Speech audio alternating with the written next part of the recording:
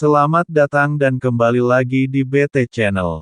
Asosiasi Pemerintah Desa Seluruh Indonesia, APDESI, mengaku tidak menjadikan wacana perpanjangan jabatan Kepala Desa, Kades dari 6 tahun menjadi 9 tahun, sebagai prioritas organisasi.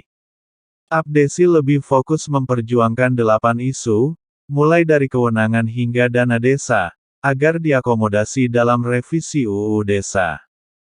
Ketua Majelis Pertimbangan Organisasi MPO, APDESI Muhammad Asri Anas mengatakan, dana desa menjadi prioritas karena jumlahnya terlalu kecil. Setiap desa diketahui menerima transfer dana desa dari APBN sekitar 1 miliar rupiah per tahun. Menurut Asri, hal itu terjadi karena formulasi yang digunakan pemerintah pusat juga terlalu kecil dalam menentukan porsi dana desa. Berdasarkan perhitungannya, total pagu dana desa tahun 2021 sebesar 72 triliun rupiah baru 2,3% dari total APBN. Dalam hitungan kami, pagu dana desa yang paling ideal itu adalah 8-10% dari APBN. Dengan begitu, setiap desa akan menerima dana desa 5 miliar rupiah sampai 10 miliar rupiah, kata dalam sebuah diskusi daring, dikutip Jumat tanggal 27 Januari tahun 2023.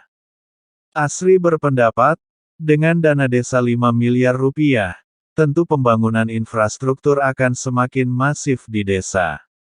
Sebab, dengan dana desa 1 miliar rupiah per desa per tahun saja sudah terbangun 200.000 kilometer lebih jalan desa di seluruh desa di tanah air.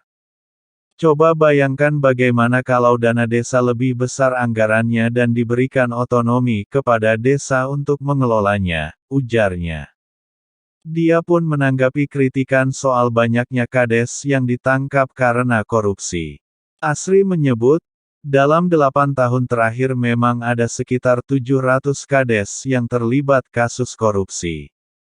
Kendati begitu, dia mengeklaim jumlah tersebut masih jauh lebih kecil dibandingkan jumlah anggota DPRD kabupaten yang tersangkut kasus pencurian uang rakyat.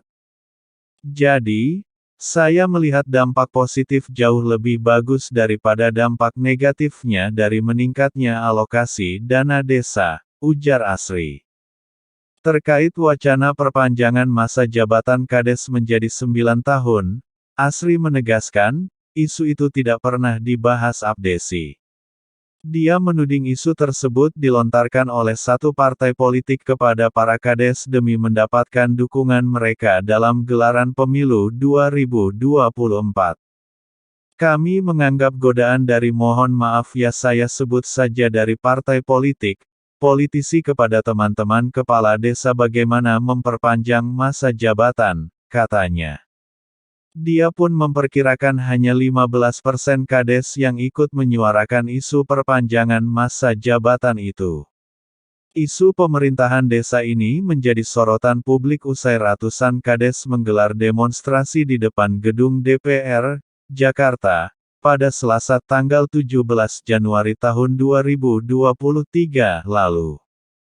Mereka menuntut perpanjangan masa jabatan Kades dari 6 tahun menjadi 9 tahun lewat revisi UU Desa.